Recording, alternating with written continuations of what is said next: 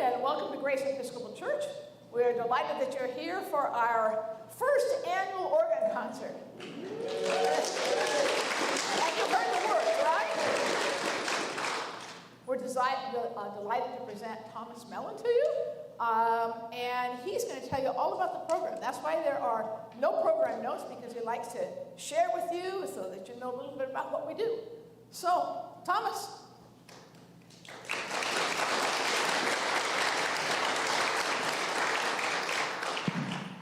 Hi everyone, good afternoon.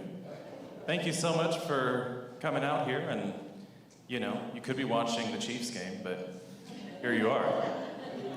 You're time. Thanks. We have one representative. So I'm gonna play 5 pieces for you today.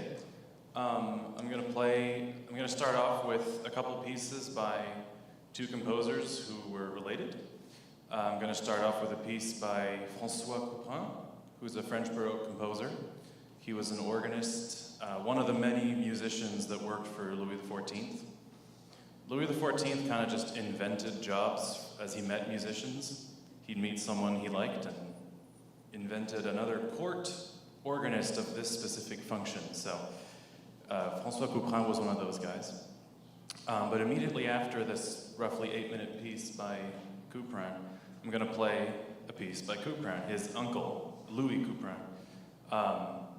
They unfortunately never met. Louis died in his late 20s, but he left us with this incredible repertoire, about well over 10 hours of incredibly intricate keyboard music. So I'm going to start off with those. You can play, watch the organist as I go falling up the stairs and go all the way up there, but I'll see you in a little bit from the organ loft. Thank you guys so much for being here.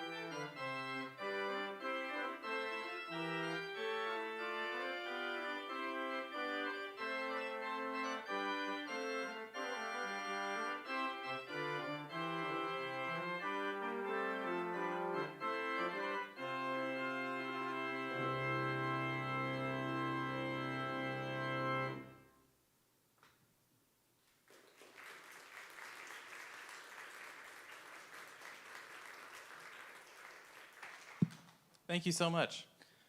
Have you seen Thomas? He was just down there. No. So this next piece is, as I was saying, by Louis Couperin, the uncle of the guy you just heard. And you may have noticed that this piece I just played kind of happened in three parts, right? We had kind of a loud part at the beginning, a more somber middle section, and a jig at the end, kind of this lively dance. This next piece is a suite of dances. So how it works is that Louis Couperin, he writes a set of about 20 pieces in a certain key, in this case D minor, and me or anybody who's playing them picks and chooses the ones that they like the best and kind of puts them all together, not unlike a DJ does at a rave. But here we are. This is dance music, and I feel like one of the coolest parts about the organ repertoire is the 500 years of pure, very steady, rock-solid beat dance music we have from the late medieval period through the late Baroque era. So here we are. This is music from about 1657. There's a kind of an extended prelude section that's about 5 minutes long, similar to the one we just heard that's in 3 parts. And then we'll have 4 dances following it: an allemande, a courante, a sarabande, and a chaconne at the very end, if that means anything to you. If not, it's going to be dance and organ music. Here we go.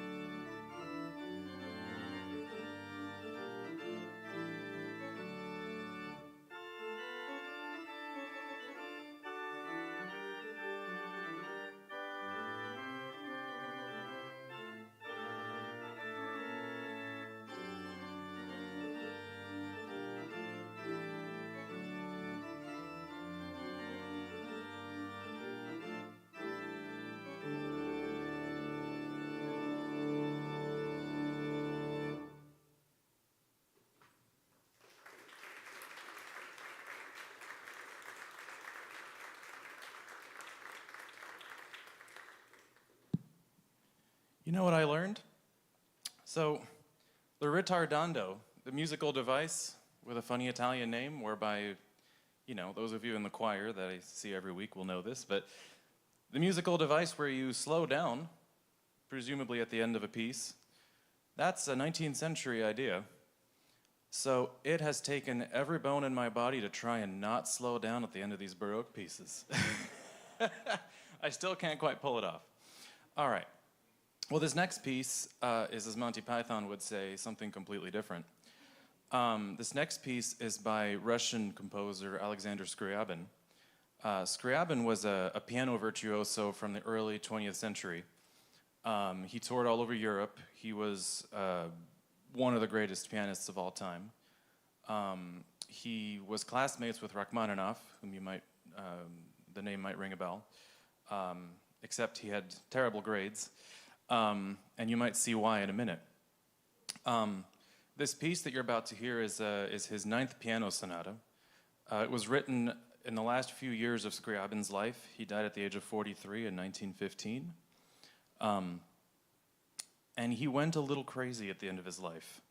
He started thinking he was the second coming of Christ. And he started having insane ideas. Scientists and musicologists think it was syphilis-related dementia. But what it gave in his music is this incredible sense of harmony. And where in painting we talk about abstraction with Picasso and others from that era, Kandinsky, Scriabin achieves something very similar to that in music, whereby I'm not playing chords in a specific key, I'm playing chords in these scales that Scriabin invented. And so it becomes this extremely colorful music, and Scriabin had, I forget the name of it. It used to be called a disease. It's when you see colors, when you hear sounds. You know what I mean? I'm losing, I'm forgetting what that's called. But synesthesia, thank you, Kim. There we go. So Scriabin would be composing this stuff at the piano and would see these extremely vivid colors. The piece you're about to hear is a sonata, so where he experimented with his harmony and his chords and his melodies and everything's super crazy. His structure is still that of a Mozart or a Beethoven or a very classical piece of music, very similar to what I was playing with these Baroque pieces. You're going to hear a very troubled, kind of brooding opening theme. You're going to hear some dissonant, loud chords, and then you're going to hear a more lyrical second theme. And as in a classical sonata, it's based on the whole Greek idea of an argument, whereby, debater A presents their point, and debater B presents their point, and those 2 points are then debated. You can hear that classical structure in this piece by Scriabin. It's about 9 minutes long. This is the 9th sonata by Scriabin in my own arrangement for the organ.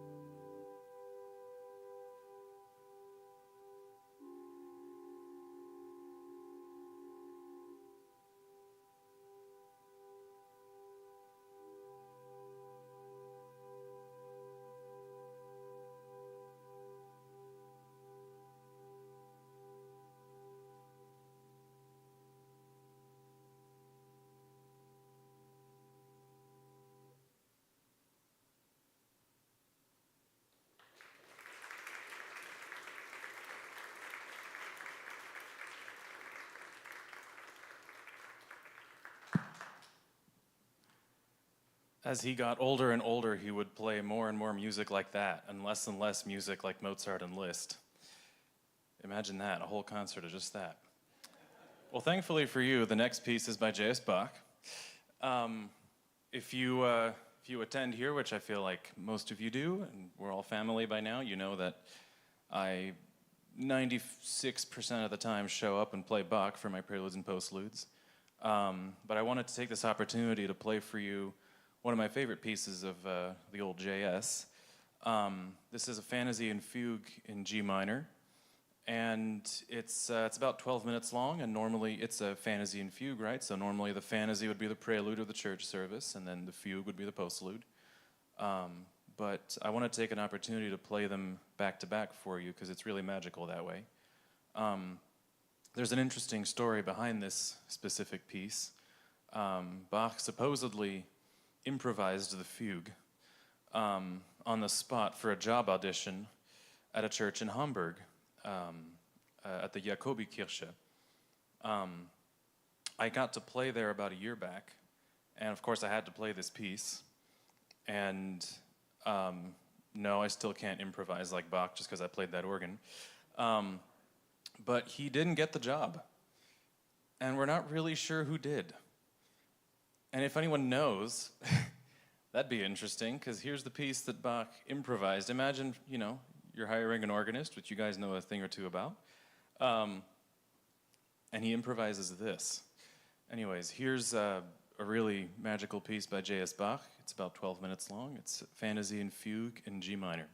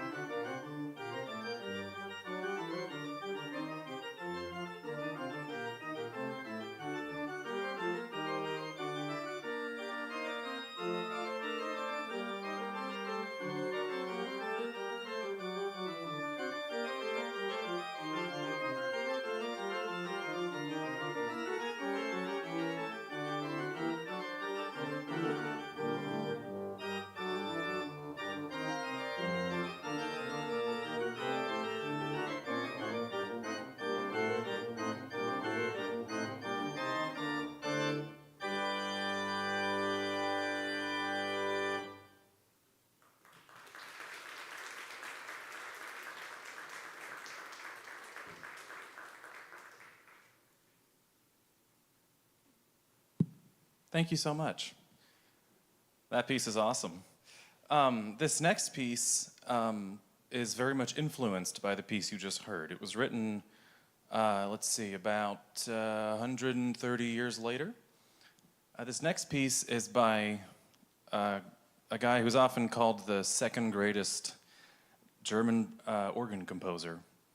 Because, unfortunately, if you're German and you write organ music, you have to contend with Bach. So this guy's not bad either. His name's Max Reger. And the piece you're about to hear is a piece that when I was a composition student at USC, my goal in life was just to write this piece over and over again. I was obsessed with this piece. And let me tell you why. It's the only piece of Max Reger's, and there are a lot of pieces by Max Reger. He was a very facile, very quick composer. He would write stuff like this in a matter of days. This piece took him about 5 days to write, and it's 25 minutes long. Monster of a composer, absolute genius. It's the only piece of his for organ that has the subtitle symphonic. It's called Symphonic Fantasy and Fugue. And I feel like he defines that term in two ways, according to the two movements. The fantasy is extremely dense, extremely dissonant, very much like the first movement of the Bach you just heard. A lot of crashing chords and really exciting sequences. And he uses the organ in a very symphonic way. And in the fugue, he actually writes a 4-movement symphony. If you go, to the Symphony Hall, or to Disney Hall in this case, and you hear a symphony by Schubert, Beethoven, Brahms, Mozart, you're more likely than not going to hear 4 movements. You're more likely than not going to have somewhat of a brisk opening movement with a lot of complex different themes, probably a slow movement, and then a faster dance-like movement, and then a slam-bang finale. That's exactly what we have kind of condensed into this trash compactor of Reger's imagination. In the last 9.5 minutes of this piece, in the fugue, you can clearly delineate these 4 different symphonic structures, but it's almost like he throws them together in such a way that they're so dense and they're so short, but they tick all the boxes of a symphony.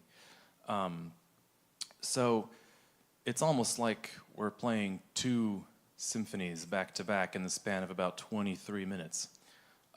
This is the final piece on my program.